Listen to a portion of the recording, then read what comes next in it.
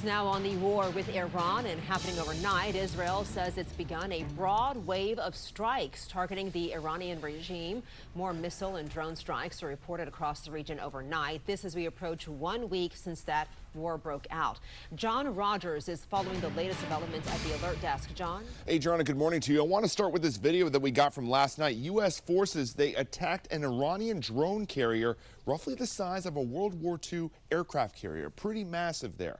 And the Center for Strategic and International Studies estimates that the U.S. has spent $4 billion in the first 100 hours of this war. Meanwhile, Israel launched a wave of strikes at Tehran overnight.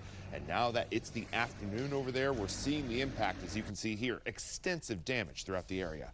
Israel says most of Iran's air defenses have been destroyed, but there's still some more surprises they have in store to further dismantle the Iranian military. Israel also continues to target Hezbollah in Lebanon, warning residents to evacuate southern Beirut.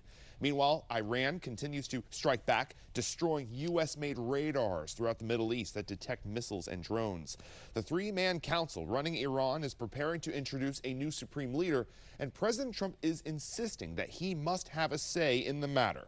Stay with 7 News as we continue to monitor the situation.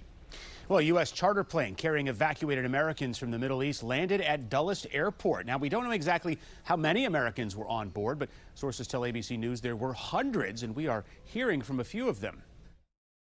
Where were you originally trying to go? Bangkok.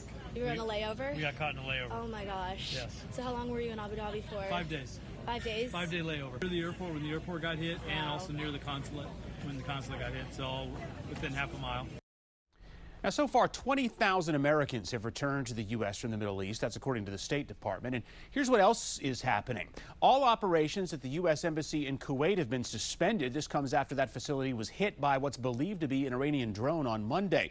President Trump now says he has to be involved in the appointment of Iran's next supreme leader, as you just heard from John Rogers. And the House has voted to fund and reopen Homeland Security amid our ongoing partial government shutdown. That measure now heads back to the Senate. Efforts to deplete Iran's weapons have stepped up as U.S. and Israeli forces pounded more targets overnight. But U.S. allies in the Middle East are still under fire.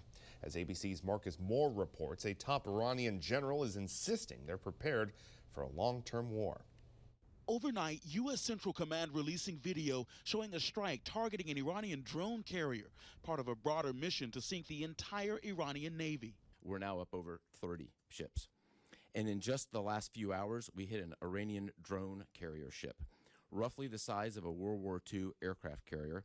Video also shows the U.S. striking these hangars at an Iranian airbase. Multiple aircraft were reportedly destroyed. Israel releasing video of this mid-air dogfight over Iran, saying its F-35 shot down an Iranian warplane.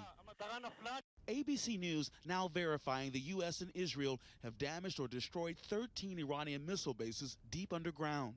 Israel claims at least 60% of Iran's missile launchers have now been taken out. Ballistic missile attacks have decreased by 90% since day one. Drone attacks have decreased by 83% since day one. But Iran continues to strike across the Middle East. Hotels targeted in Bahrain, where this oil refinery was struck by Iranian missiles.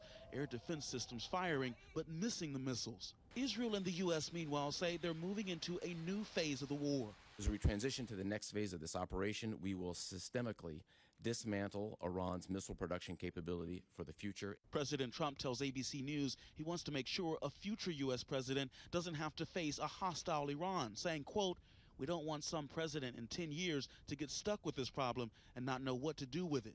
Iran's foreign minister vowing to fight, saying his country is not interested in negotiating. Asked how long this war would last, President Trump saying, quote, "It's over when I want it to be."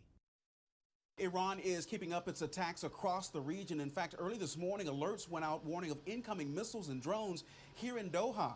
Defense officials say Iran targeted the Al Udeid air base once again, and those projectiles were intercepted and no injuries or damage reported. Marcus Moore, ABC News, Doha.